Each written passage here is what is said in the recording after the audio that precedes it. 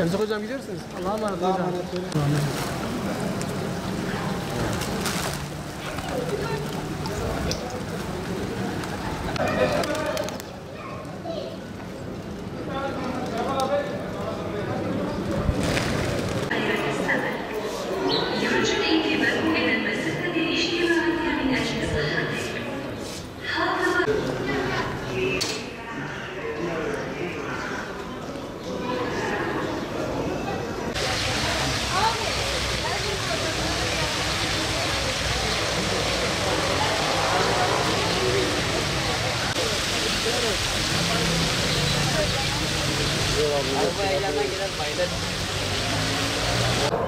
Selam, Ali, Hüseyin, Şahin, Kerem Hanım, Ferhat, Murat.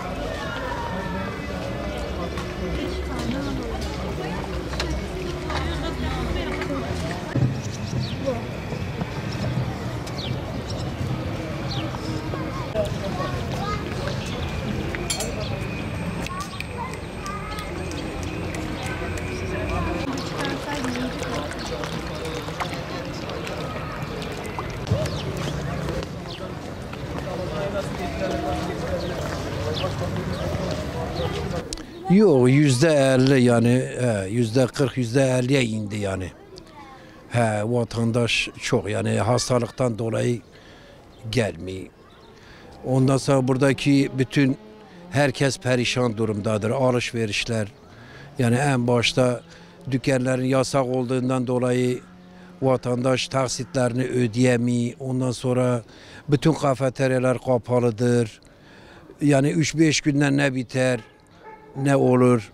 Borcu olan var, taksitle eşya alan vardır, kiracı olan vardır, bir sürü işçi çalıştıran vardır. Allah yesin.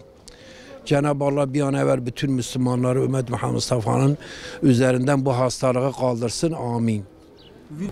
Dolup taşıydı. Ondan sonra şimdi de var yani %50. Bir de cumartesi pazar da yasaklandı. Vatandaş hiç gelemiyor yani. Mesela Türkiye'nin dünyanın çapında Urfa'ya akın gelmekteler ama bu virüsten dolayı, yasaklardan dolayı yani hem gezmek için hem buradaki bütün eşya satanlar için yani ne konuda olursa onlar da hep perişan durumdadır. Allah iyi etsin. Şimdi virüsten önce tabii hükümetimizin 2019 yılında Göbektepe yılı ilan özellikle patlama yılı olmuş. Yani yaklaşık olarak 2-2,5 milyon insan gelmişti buraya. Tabii bu virüs ister istemez hem esnaf bakımından hem insanların sağlık açısından bayağı etkiledi yani. Tabii bu inşallah bu virüsün bitmesiyle insanlar da sağlığına kavuştu diyoruz yani. Önceki ziyaretçiler tabii geldikleri zaman grup halinde otobüslerle vesaire farklı şehirlerden, yurt dışından bir de bu Göbektepe'nin çıkmasıyla beraber artış da bayağı oldu. Tabii insanlar artık bu virüsler sosyal mesafeye kadar yani inmesine kadar yani sosyal mesafeyi vesaire belirtmesinden dolayı azalma da oldu tabii yani. Ya inşallah duamız yani bu Ramazan ayının önceliği herkesin de Ramazan'ı mübarek olsun. Bu Ramazan ayın yüzü hürmetine inşallah bu hastalıktan kurtuluruz. İnsanlar tekrar eskisi gibi normal hayatına döner diye düşünüyorum yani. Rabbim bu koronavirüste olan hastalara da şifalar versin. Pandemiden dolayı millet korkuyor gelmeye. Tabii ki yani normaldir. Herkes kendisinden korkuyor. O yüzden kimse gelmiyor yani.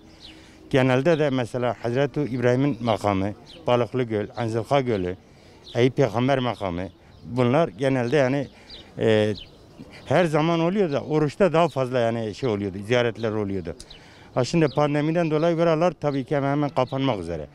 Öyle görünüyor çünkü millet korkuyor gelmeye hastalıktan dolayı. Hastalık da bayağı çok alıyor. Kimseyi hani Kimse aldırış da yapmıyor yani. O da var yani. Millet dikkat etmiyor yani. Diyor ki ben hasta olmam yani. Ama oluyorsun. Sen kendin olmuyorsan da başkasına zarar veriyorsun bu sefer. Tabii ki dikkat edilmesi. Herkes kendine dikkat etmesi lazım.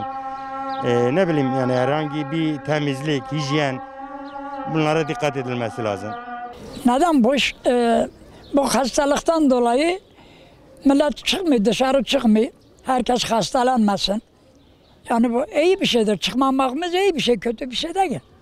Yabancı geliydi, insanlarda yol bulamazdı yani. O kadar karabalık oluyordu. Bu virüsten sonra, virüs çıktıktan sonra biraz seyrekleşti yani. Artık herkes korkmaya başladı.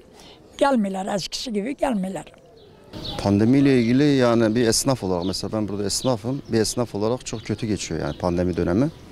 Çünkü pandemiden önce mesela 2019 o Göbeklitepe yılı olduğu zaman çok hareketliydi, işlerimiz de iyiydi. Ama pandemiden dolayı çok kötü olmaya başladı. Sayılar da giderek artıyor. Artık ne yapacağımızı biz de bilmiyoruz. Ziyaret zaten pandemiden dolayı mesela yabancı gelişi az artık. Yani yok gibi, artık hiç yok. Önceden fazlaydı. Zaten burası inanç turizm merkezi olduğu için Balıklıgöl fazla turist çekerdi mesela. Balıklıgöl'e bu ara hiç yok mesela. Çok az yani.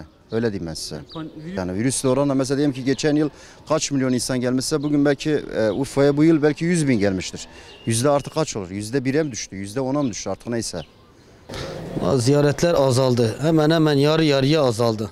Yani millet az geliyor. Pandemiden bu hastalık çıktığından beri yarı yarı azalmış. Balıklıgöl, Eyüp Peygamber makamı, Göbeklitepe'ye gidiyor bir de genelde. Bir de tarihi hanlar var Urfa'mızda. Bakırcılar Çarşısı, Gümrükhanı o tarafları geziyor. Nasıl bu pandemi ancak kaka ki artırırlar.